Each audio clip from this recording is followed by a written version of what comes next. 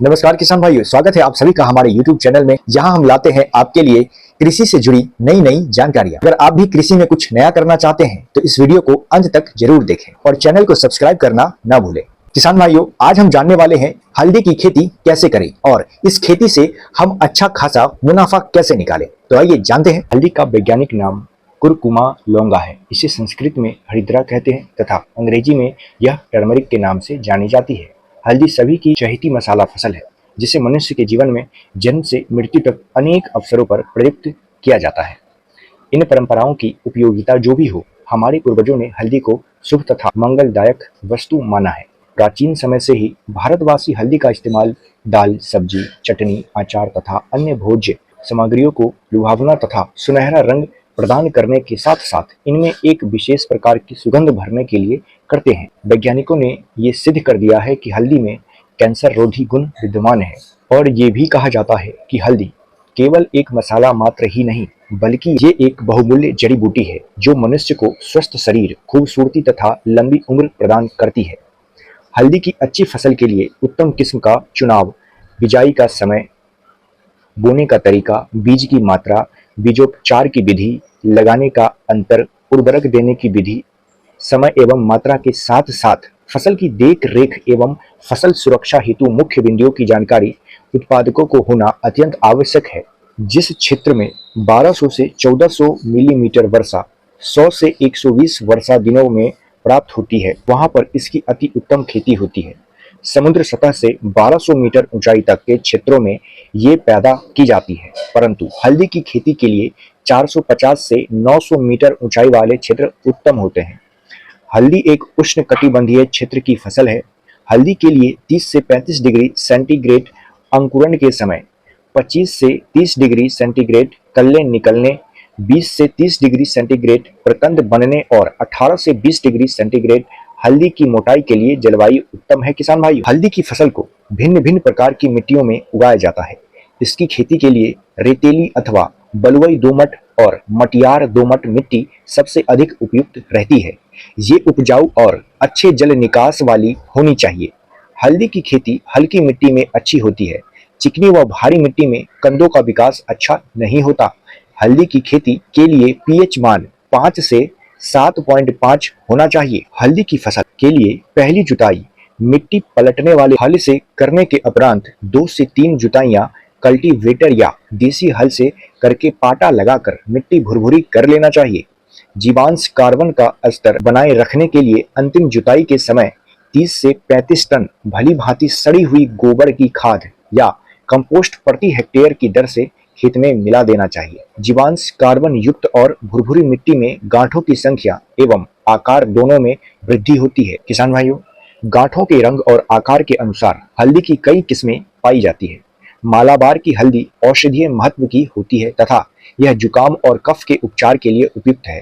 पूना और बेंगलोर की हल्दी रंग के लिए अच्छी है। जंगली हल्दी अपनी सुगंधित गांठों के कारण भिन्न है तथा इसे कुरकुमा एरोमेटिका कहते हैं। हिमाचल प्रदेश में आमतौर पर स्थानीय किस्में ही प्रचलन में है। किसान भाइयों, जानते हैं हल्दी के कुछ किस्मों के बारे में। पालम पीतांबर, ये किस्म हरे पत्तों के साथ मध्यम ऊंचाई वाले क्षेत्रों के लिए उपयुक्त है। ये अधिक आय देती है और औसतन वार्षिक उपज 332 क्विंटल प्रति हेक्टेयर 25 से 26 क्विंटल प्रति बीघा तक प्राप्त हो सकती है। इस किस्म में स्थानीय किस्मों से अधिक उपज देने की क्षमता है और इसकी गठियां उंगलियों की तरह लंबी व रंग गहरा पीला होता है। आते हैं पालम लालिमा।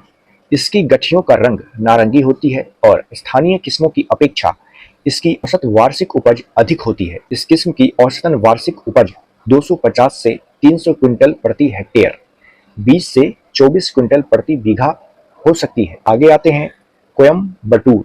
ये बारानी क्षेत्रों में उगाने के लिए हल्दी की उपयुक्त किस्म है।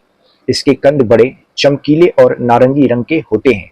ये 285 दिन में खुदाई के लिए तैयार हो जाती है। आगे बात करेंगे कृष्णा।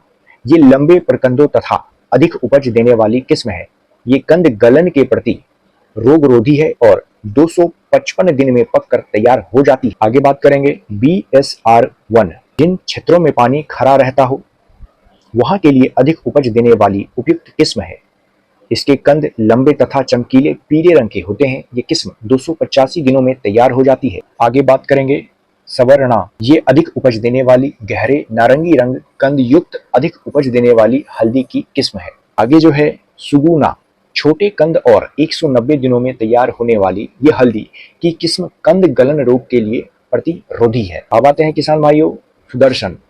इसके कंद घने, छोटे आकार के तथा देखने में काफी खूबसूरत होते हैं। ये किस्म 190 दिन में खुदाई के लिए तैयार हो जाती है। और भी बहुत सारे किस्म हैं, जैसे नरेंद्र हल्दी 1, नरेंद्र हल्दी 2, नरेंद्र हल्दी 3, नरेंद्र हल्दी 98, Narendra Saryu, Amalapuram C73, दुग्गिरेला CLL 325, armour CLL 324, PTC 8, कस्तूरी, रोमा, सूरमा, सोनाली और भी बहुत सारे। किसान भाइयों, हल्दी की फसल की बिजाई वैसे तो अप्रैल से जुलाई तक की जा सकती है, परंतु जहां पर सिंचाई के साधन हो वहां बिजाई अप्रैल से मई में ही कर देनी चाहिए। जलवायु, किस्म और बीजू सामग्री के अनुसार हल्दी की बुआई 15 अप्रैल से 15 जुलाई तक की जा सकती है।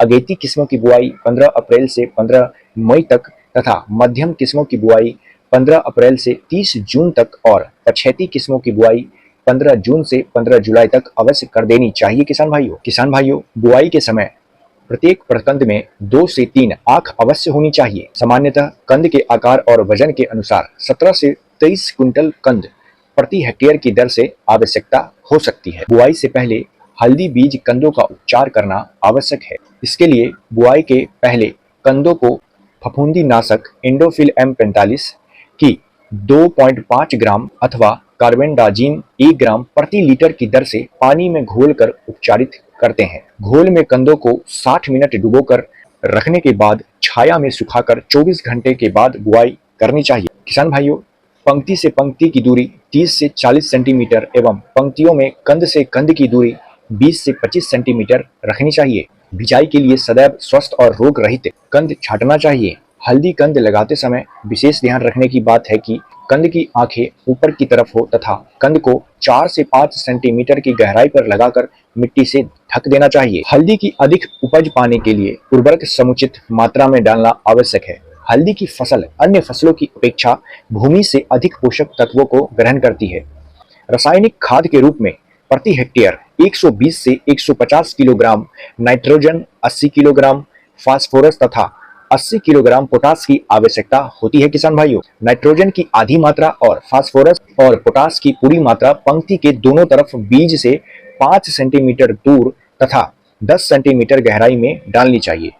नाइट्रोजन की शेष आधी मात्रा को 2 बार भाग में हल्दी की खड़ी फसल में प्रथम बार बुआई से 35 से 45 दिन और दूसरी बार 75 से 90 दिन पर पंक्ति के बीच डालनी चाहिए। खरपतवारों को नष्ट करने के लिए कम से कम 2 से 3 निराई गुड़ाई अवश्य करें। और किसान भाइयों, रासायनिक विधि से नियंत्रण करने के लिए फ्लूक्लोरालीन 1.5 किलोग्राम प्रति हेक्टेयर के छिड़काव से 1 वर्षीय घास व चौड़ी पत्तियों वाले खरपतवारों का सफलतापूर्वक नियंत्रण किया जा सकता है। हल्दी कंदों बिजाई के तुरंत बाद हरे पत्तों या घास की मल्चिंग कर दें ताकि मिट्टी पर पत्तियों की 5 से 8 सेंटीमीटर मोटी तह बिछ जाए। इससे कंदों का जमाव अच्छा होता है और मिट्टी में नमी रोकने की क्षमता बढ़ती है। किसान भाइयों, हल्दी की फसल लंबे समय में तैयार होने वाली फसल है।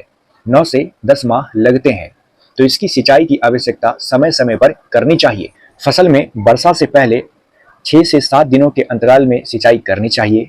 शीत ऋतु में सिंचाई 10 से 12 दिन के अंतराल में करनी चाहिए। वर्षा ऋतु की समाप्ति के बाद 15 से 20 दिन के अंतर से हल्दी फसल की सिंचाई करनी चाहिए। किसान भाइयों, और किसान भाइयों आगे आते हैं हल्दी की फसल में जो रोग लग जाते हैं उसका नियंत्रण कैसे करें। पत्ती चींटी, इस बीमारी से ग्रसित पत्तियों के भीतर व बाहर दोनों ही पटलों पर ललाई युक्त भूरे रंग के धब्बे बन जाते हैं तथा हल्दी की पत्तियां शीघ्र पीली पड़ने लग जाती है। इसका नियंत्रण है, ये रोग ब्रोडो मिश्रण ओडियोफिजन 2.5 मिलीलीटर, जिनेब 0.1% या डाइथेन Z78 0.2 से 0.3% के घोल के छिड़काव से नियंत्रण किया जा सकता है। अगला आता है पत्ती धब्बे। इस बीमारी से ग्रसित पौधों की पत्तियों और कभी कभी पर्ण पर भी धब्बे बन जाते हैं। इस रोग की उग्र अवस्था में सभी पत्तियां सूख जाती हैं और पूरी हल्दी फसल जली हुई सी दिखाई देने लगती है। इसका नियंत्रण है। इस बीमारी के लक्षण दिखाई देने से पहले अगस्त माह में 1% बोर्डो मिश्रण या 2% कैप्टान या डाइथेन Z78 0.2 से 0.3% के छिड़काव से नियंत्रण किया जा सकता है। आगे आता है प्रकंद गलन। ये रोग मिट्टी एवं प्रकंद जनित है। पत्तियों का सूखना पहले किनारों पर शुरू होता है, जो बाद में पूरी पत्ती को घेर लेता है। रोग बढ़कर प्रकंदों पर आक्रमण करता है, जिससे उनका रंग पहले चमकीला हल्के संतरे से बदलकर भूरा हो जाता है और प्रकंद नरम होकर गलना शुरू हो जाता है। इस रोग का जो नियंत्रण है, स्वस्थ प्रकंद और कवक नाशी से उपचारित करते हैं और डाइथेन M45 0.2% का घोल बनाकर मिट्टी में डालना चाहिए। आगे बात करेंगे हल्दी फसल में जो कीट लग जाता है उसका नियंत्रण कैसे करें। बालदार सूड़ी ये बहुभक्षीय कीट है जो कि प्रारंभिक अवस्था में समूह के रूप में पत्तियों को खाकर नुकसान पहुंचाते हैं। पूर्ण विकसित सुंडी पत्तियों को खाकर लालीनुमा आकृति शेष छोड़ देती है। इसका नियंत्रण किसान भाइयों, जो प्रभावित पत्तियां हैं उसे तोड़कर हटा दीजिए और रासायनिक विधि से नियंत्रण करने के लिए एंडोसल्फान 35 EC की 1.5 लीटर या मेलाथियान 50 EC की 2 लीटर मात्रा को 500 लीटर पानी में घोल बनाकर छिड़काव करना चाहिए। धनकंद की खुदाई से 4 से 5 दिन पहले हल्की सिंचाई कर देनी चाहिए, जिससे प्रकंद पुंजों को आसानी से खोद कर निकाला जा सके। किसान भाइयों, हल्दी की खेती करने पर फसल से 300 से 550 क्विंटल और 100 से 250 क्विंटल प्रति हेक्टेयर कच्ची हल्दी प्राप्त हो सकती है।